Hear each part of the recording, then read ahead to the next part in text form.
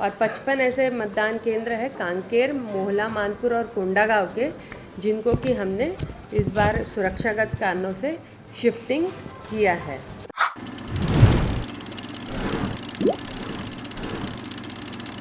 दूसरे चरण के मतदान के लिए प्रदेश की तीनों लोकसभा सीट पूरी तरीके से तैयार है, जिसे लेकर मुख्य निर्वाचन पदाधिकारी रीना बाबा साहब कंगाले ने राजधानी में पत्रकार वार्ता की। इस दौरान उन्होंने लोकसभा सीट के संबंध में और मतदान के संबंध में जानकारी पत्रकारों से साझा की। उन्होंने कहा कि वो कल 26 अप्रैल रहेगा।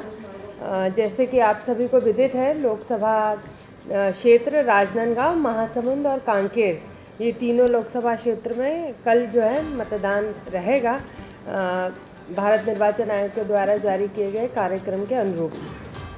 द्वितीय चरण में जो कुल इन तीनों लोकसभा क्षेत्रों में मतदान केंद्र है, उनकी संख्या है 6567 और निर्वाचन लड़ने वाले जो अभ्यर्थी है वो महासमुंद निर्वाचन क्षेत्र में 17, राजनांदगांव में 15 और कांकेर में 9। इन सभी तीनों लोकसभा निर्वाचन क्षेत्र में कुल जो है वो 24 विधानसभा क्षेत्र सम्मिलित है। इनमें जो मतदान का समय है जो निर्धारित किया गया है वो सुबह 7 बजे से 6 बजे तक रहेगा। इसमें जो केवल राजनांदगांव विधानसभा क्षेत्र है उसमें मोहला, मानपुर जो है वहाँ उस विधानसभा में सुबह 7 से 3 बजे तक निर्धारित है। राजनांदगांव लोकसभा क्षेत्र के मोहला, मानपुर विधानसभा क्षेत्र को छोड़कर सभी 7 विधानसभाओं में सुबह 7 से शाम 6 बजे तक रहेगा और मोहला, मानपुर में 7 से 3 बजे तक। महासमुंद लोकसभा क्षेत्र में बिंद्रा नवागढ़ विधानसभा क्षेत्र के 9 मतदान केंद्रों को छोड़कर शेष सभी मतदान केंद्रों में और सभी शेष 7 विधानसभा क्षेत्रों में समय जो है वो सुबह 7 से 6 बजे तक निर्धारित है मतदान का।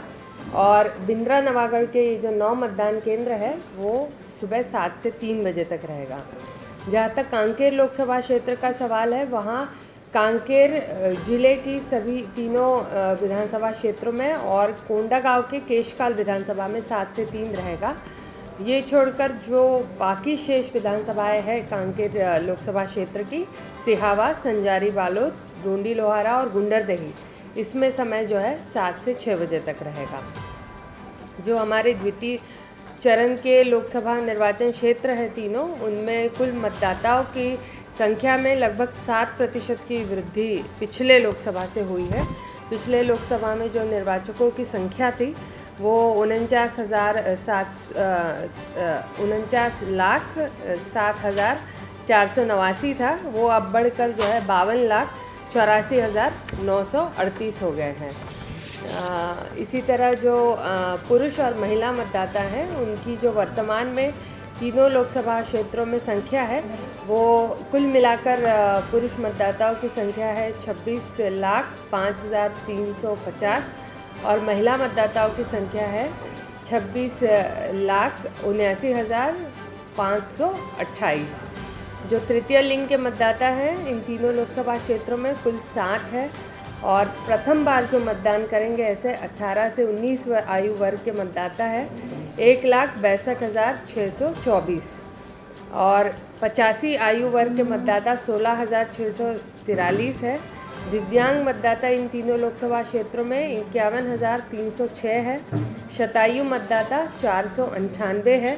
सेवा मतदाता 7,363 है और जो लिंगानुपात है मतदाताओं का वो 1,000 पुरुष मतदाताओं पे 1,028 जो है महिला मतदाता इन तीनों लोकसभा क्षेत्रों में है। लोकसभा क्षेत्र राजनांदगांव में 2019 के जो निर्वाचन हुए थे लोकसभा के, उसमें मतदान का प्रतिशत 76 था। महासमुंद में 74.51% और कांकेर में 74.27%। प्रथम चरण में हमने देखा कि बस्तर लोकसभा क्षेत्र में मतदान के प्रतिशत में लगभग 2.25% बढ़ोतरी हुई है और कल के मतदान दिवस पर हम उम्मीद करते हैं कि इन तीनों लोकसभा क्षेत्रों में भी मतदान प्रतिशत में बढ़ोतरी होगी। द्वितीय चरण के इन तीनों लोकसभा क्षेत्रों में कुल हमने महिलाओं द्वारा संचालित, महिला मतदाता कर्मियों द्वारा संचालित पूर्ण रूप से ऐसे 330 संगवारी मतदान केंद्रों की स्थापना की है। 25 ऐसे मतदान केंद्रों की स्थापना की है जो पूर्ण रूप से दिव्यांगजनों द्वारा संचालित रहेंगे और 117 ऐसे मतदान केंद्र होंगे जो पूर्णतः युवाओं के द्वारा संचालित होंगे। 120 ऐसे मतदान केंद्र होंगे जो कि आदर्श मतदान केंद्र के रूप में बनाए गए हैं। द्वितीय चरण के इन तीनों लोकसभा क्षेत्रों में निकटवर्ती राज्यों के जिलों में मतदान समाप्ति के 48 घंटे पूर्व यानी कि कल 3 बजे से हमने शुष्क दिवस घोषित किया है और सार्वजनिक और सामान्य अवकाश जो 26 अप्रैल है उस दिन हमने सभी पूरे 24 विधानसभा क्षेत्रों में मतदान के लिए नियत तिथि पर घोषित किया है और श्रम विभाग के द्वारा श्रमिकों हेतु भी सवैतनिक अवकाश यहाँ पर घोषित किया गया है।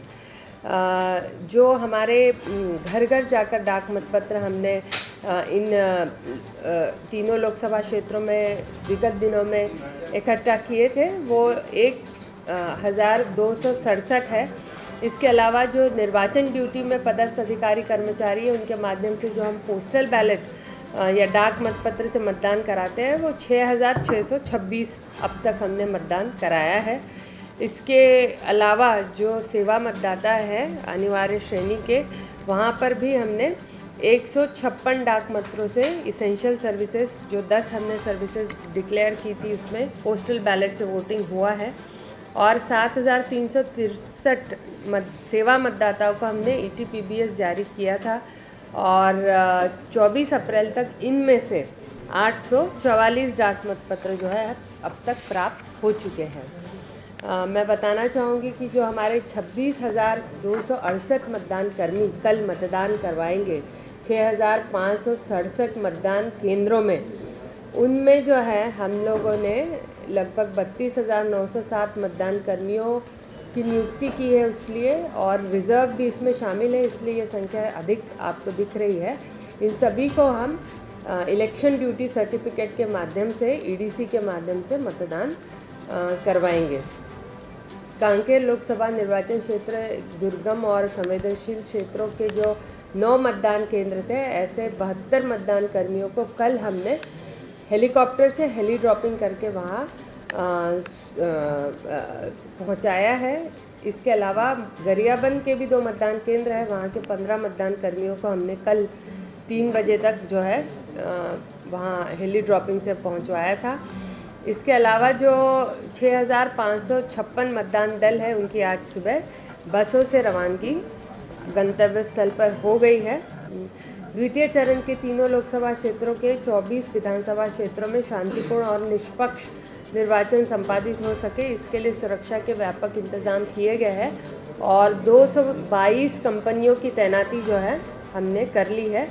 इसके अलावा 23 मतदान केंद्रों को वल्नरेबल, 458 मतदान केंद्रों को क्रिटिकल चिन्हांकित किया है जहां पर केंद्रीय सुरक्षा बल की तैनाती रहेगी। वेबकास्टिंग, वीडियोग्राफी और माइक्रो ऑब्जर्वर के माध्यम से भी वहां पर हमने व्यवस्था की है ताकि निष्पक्ष और निर्विवाद चुनाव हम संपादित कर सकें।